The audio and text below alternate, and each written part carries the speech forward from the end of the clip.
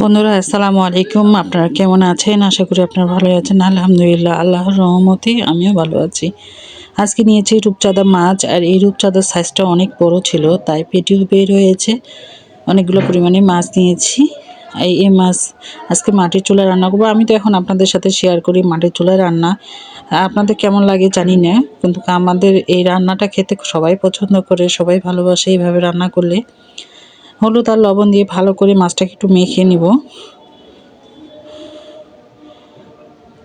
ভালো করে হলুদ লবণ দিয়ে ভালো করে লবণ হলুদ দিয়ে মাখিয়ে নিব। আর এই মাছটা রান্না করব আজকে নতুন আলু আর ধনিয়া পাতা দিয়ে।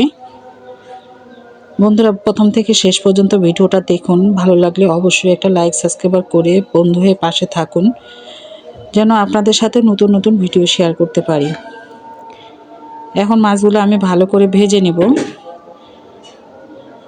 আর যেহেতু নতুন আলু দিয়ে ধনিয়া পাতা দিয়ে শীতের দিনে এই মাছগুলো এভাবে যদি আমরা রান্না করি, খেতে কিন্তু ভালো লাগে।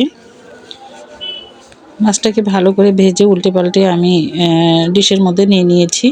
আর এখন আমি পেঁয়াজটাকে আমি বেটে নিয়েছি।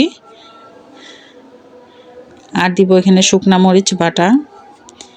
শুকনা মরিচ আর কাঁচা মরিচ একসাথে বাটা ছিল, তাই এটা দিয়ে দিলাম। দেখুন তো বন্ধুরা, কালারটা মাশাআল্লাহ অনেক সুন্দর হয়ে এসেছে। এভাবে যদি টকটক করে লাল করে মাছ রান্না করা যায়, খেতে অনেক ভালো লাগে। একটু বেশি করে মরিচ দিলাম ঝাল ঝাল করে রান্না করার জন্য। আর এইভাবে শীতের সময় যদি একটু ঝাল ঝাল করে মাছ রান্না করি, আরও ভালো লাগে। এখন হলুদ আর লবণ দিয়ে ভালো করে মশলাটাকে কষিয়ে নিচ্ছি।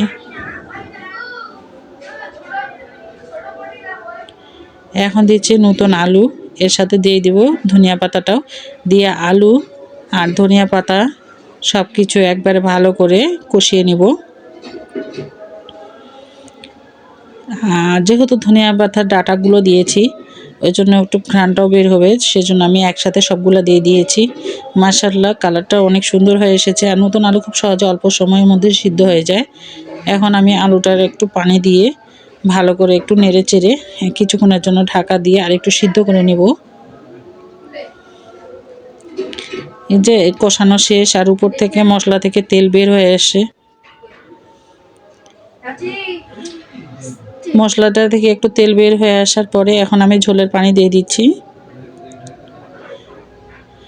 ঝোলের পানিটা দিয়ে এখন আমি মাছগুলোও দিয়ে দিব। মাটির চুলায় এভাবে রান্না করে শীতের সময় সবাই মিলে একসাথে বসে খেতে ভালো লাগে। আপনাদের সাথে একদিন দেখাবো যে সবাই মিলে আমরা কিভাবে বসে খাই। এখন আমি মাছগুলো দিয়ে দিলাম, দিয়ে ঢাকা দিয়ে কিছুক্ষণ রেখে দিব।